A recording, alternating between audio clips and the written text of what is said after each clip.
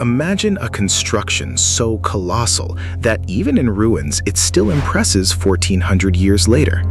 A brick arch over 30 meters high without any pillars to support it. A structure that modern architects are still studying to understand how it was possible. In 637, the Arab army arrived at Ctesiphon, the capital of the Persian Empire. They had destroyed everything in their path. Palaces, temples, cities. Everything burned. But when they saw the Palace of Khosrow with its giant arch, they hesitated. Legend says that the conquerors said, "It is too beautiful to burn," and they spared the palace.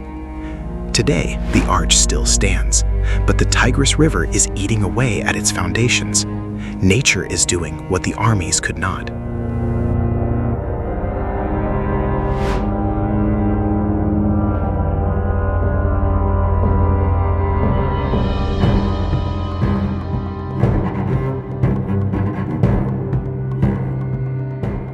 Ctesiphon was no ordinary city. It was the capital of the Parthian and Sassanid empires for over 800 years. Founded in the second half of the 2nd century BC by the Parthian emperor Mithridates I, the city was located on the left bank of the Tigris River, opposite ancient Seleucia, a Greek colony founded by a general of Alexander the Great. The two cities complemented each other, forming a twin metropolis that the Greeks called Ctesiphon and the Persians Tishphon. It was called the White City, with a circular urban layout that impressed travelers. In the 6th century, Ctesiphon was believed to be the most populous city in the world. More than 500,000 people lived there in an area of 30 square kilometers. The city was composed of 7 distinct municipalities. Hence, the Arabs called it Al-Madayin, the cities. Ctesiphon was the center of the new Iranian civilization, based on the ancient Achaemenid tradition and permeated by Hellenic influence.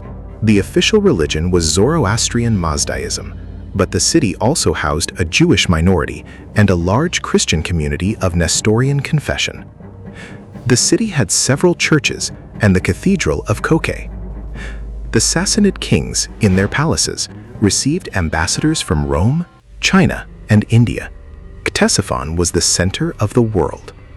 And in the heart of the city, the Palace of the Kings, the symbol of Persian power.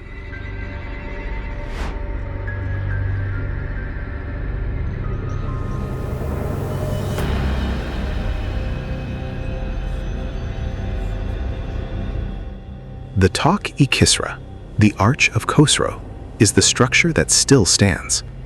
One of the largest brick arches in the world. 30 meters high, 27 meters wide, built without any supporting pillars. An engineering feat that modern architects still cannot fully explain. The structure was the portico of the imperial palace, molded and baked bricks, joined with lime mortar.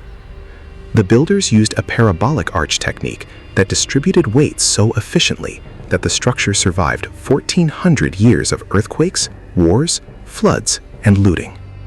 The palace is believed to have been built during the reign of Khosrow I, who ruled from 531 to 579 AD. Khosrow was known as the Immortal, a reference to his longevity and power. Under the Sassanids, the palace was expanded with audience chambers, a throne room, court quarters, and gardens. The palace facade was decorated with stucco reliefs, mosaic murals, and elaborate murals depicting the royal court and hunting scenes. The arch was the centerpiece of this complex, visible for miles, a monument to the power of the Persian kings. The throne room behind the arch was so large that it could accommodate hundreds of courtiers. The kings sat on a golden throne, surrounded by tapestries and marble columns. Foreign ambassadors, upon entering, were left speechless. The arch was the silent witness to all Persian power.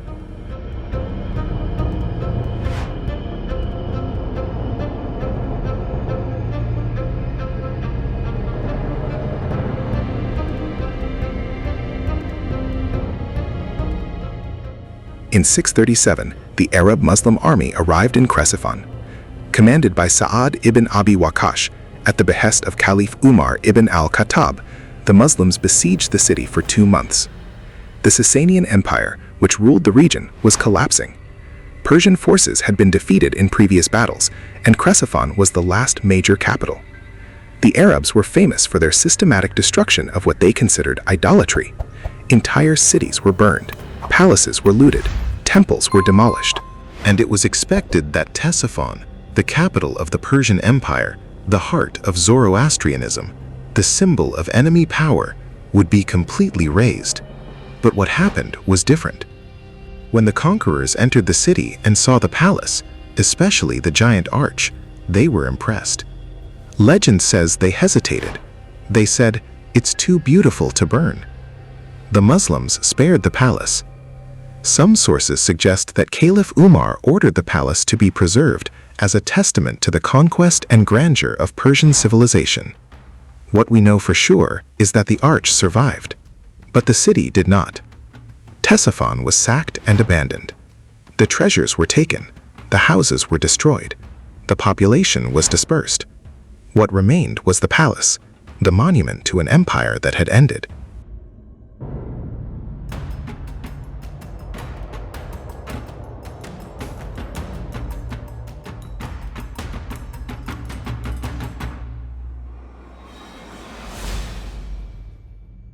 The city of Ctesiphon began to decline rapidly after the Arab conquest.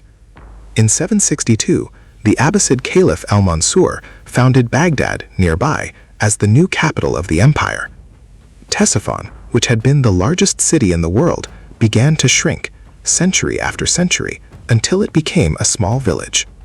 The Tigris River, which had always been the city's lifeblood, became its greatest threat. The river changed its course over the centuries, eroding the foundations of the structures that had survived the conquerors. Nature began to do what armies could not. The Palace of Khosrow, which had survived the Arab conquest, began to slowly crumble. River erosion, floods, earthquakes, all contributed to the structure's decline. By 1931, the Encyclopedia Italiana already recorded that the arch was threatened. For centuries, the palace was used as a quarry. Local residents extracted bricks to build their houses. Decorations were taken away. Mosaics were ripped off. What remained was the skeleton of the arch, the silent witness of an empire that no longer existed.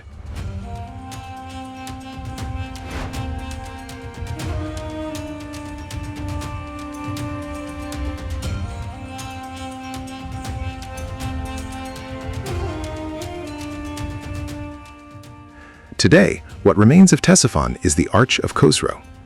The monument is located in what is now the Iraqi city of Salman Pak, about 30 to 40 kilometers south of Baghdad.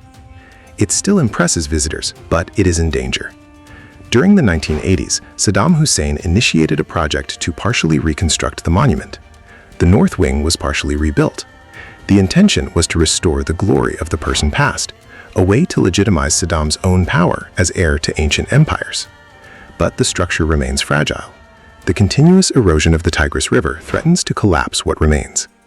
The Iraqi government, in collaboration with the University of Chicago, is working to restore and preserve the site, but resources are scarce and the challenge is immense. The arch has been photographed by famous figures. Roald Dahl, the author of Charlie and the Chocolate Factory, visited the site and photographed the monument on his travels. The archaeological site of Ctesiphon occupies 30 square kilometers. German excavations in 1928-1929 revealed part of the plan of the royal palace, a Nestorian church from the 5th or 6th century, and a large tomb from the Parthian period. The finds include stucco mural decorations, ceramics, and fragments of glass and mosaic.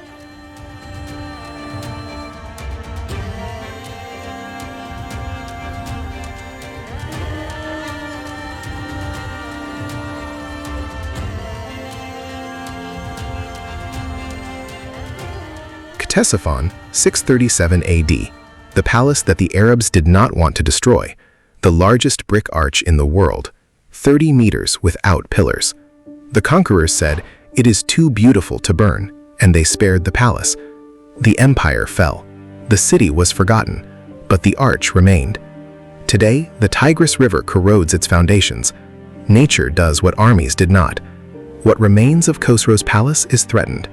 The bricks that survived conquests, looting, and earthquakes may not survive the erosion of the river. Ctesiphon is a story of two forgettings. The city was forgotten when Baghdad became the new capital, and the palace, which survived the conquest, may be forgotten by nature. What the Arabs found too beautiful to burn, the river may swallow. The question remains, why do we preserve what is beautiful? Why did the conquerors spare the palace but destroy other things? What makes a monument worthy of surviving? Ctesiphon reminds us that beauty is sometimes the only thing empires respect, and that nature, in the end, conquers all.